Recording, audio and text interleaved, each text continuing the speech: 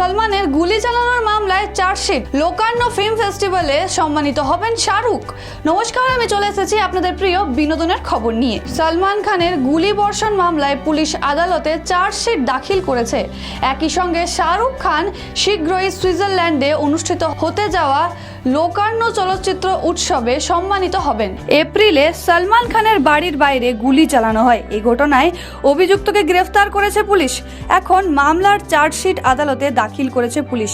বলা হচ্ছে যে চার্জশিট অনুসারে 2023 সালের আগস্ট থেকে 2024 সালের এপ্রিলের মধ্যে সালমান খানকে হত্যার ষড়যন্ত্র করা হয়েছিল। যে অস্ত্র দিয়ে খুন করা হয়েছিল সিধু মুসেওয়ালাকে, একই ধরনের অস্ত্র দিয়ে সালমান খানকে হত্যার ষড়যন্ত্র হয়েছিল। বলিউড ইন্ডাস্ট্রির সুপারস্টার শাহরুখ খান সিনেমা জগতে বেশ নাম কুড়িয়েছেন। এবার শাহরুখ খানের নামের সঙ্গে যুক্ত হতে যাচ্ছে আরও একটি কৃতিত্ব। শীঘ্রই সুইজারল্যান্ডে অনুষ্ঠিত হতে যাওয়া লোকার্নো ফিল্ম ফেস্টিভ্যালে সম্মানিত হবেন শাহরুখ খান।